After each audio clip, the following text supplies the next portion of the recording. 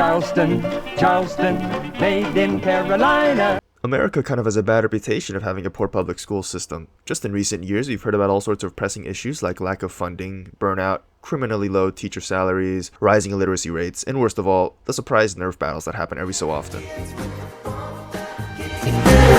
I'm an ABC born and raised in America, currently pursuing my undergraduate degree in China, and I'm sure it goes without saying that going from an American school to a Chinese one is one of the decisions of all time. As my brother eloquently put it, "Why are you doing it backwards? It's always Chinese people studying abroad, not the other way around."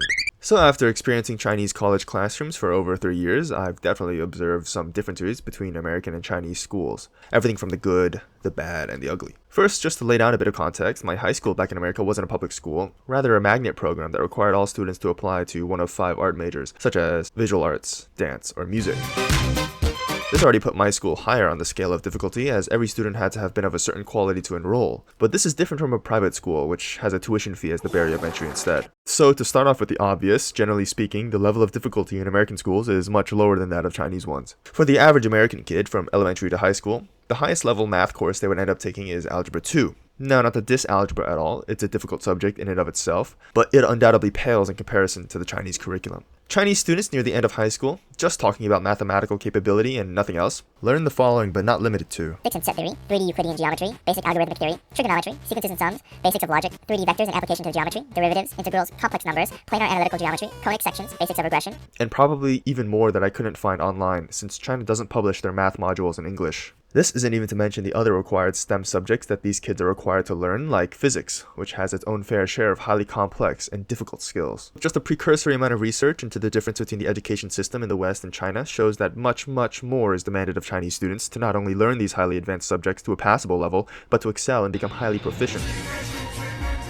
Logically speaking, the only possible way these kids are going to be able to reach these benchmarks is to dedicate pretty much every waking moment to studying and practice, which is reflected in research reports that find that the average middle to high schooler in China spends over 12 hours a day studying, a truly crazy and incomprehensible number to the nubile American brain. When I was in high school, you would be lucky if kids even took their textbooks home with them, not just leave them in their lockers. So immediately following this hellish study regimen that most Chinese students undergo, and after taking the Gaokao and getting into whichever college they choose, what happens in these college classrooms? Based on my own experience, talking with classmates, I've heard of a few different directions they would take. For some, after finishing the Gaokao, they just take a well-deserved vacation and basically forget everything they learned. Not literally everything, but you know what I mean. But for others, the path of studying doesn't end. There have been days where I head to the canteen for breakfast and I see kids already set up and studying, surrounded by textbooks and multiple devices, hard at work. And this is at like 9 in the morning. Fast forward to dinner later that same day, and lo and behold, I'd see the same students still sat there, eyes glued to their books and their screens. Just absolutely bonkers stuff, but honestly, you just really have to respect it. Outside of maybe the top 1% of students in America, I doubt there's really a true comparison to be made between Chinese and American students regarding the intensity of study. Let's finally get to the point of this video. Can an American who lived through a much more lax and undemanding school experience really survive in the rigorous Chinese curriculum?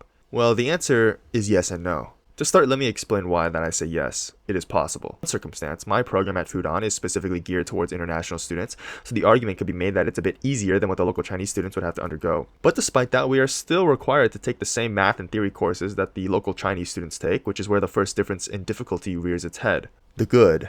Given that Fudan is a top-ranked university in China, the quality of professors is more or less guaranteed. We are lucky to have the privilege to be taught by such experts, and over the years I've definitely learned a lot. The bad, however, is how these Chinese professors are used to teaching, and by extension, the way Chinese students are used to learning. In America, probably the most popular method of teaching involves stuff like visualization, walking through problems step by step, providing examples for each and every step, and overall just a lot more back and forth between the students and teacher to explain hard concepts in easier to understand ways.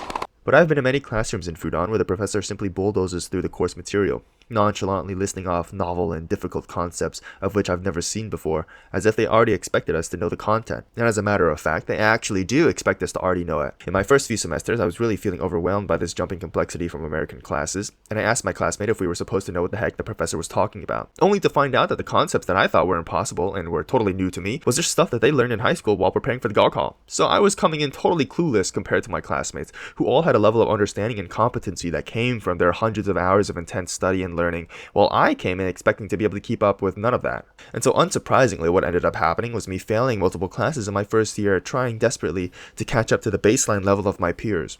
Also, keep in mind that this is before the introduction of AI bots like ChatGPT and whatnot. Homework was handwritten by the professor, so no searching on Quizlet for answers. And so I'm talking about botched homeworks, bombed exams, and overall clownery on my part. And finding myself in this pit of despair so early on in my college career wasn't really good for my mental health.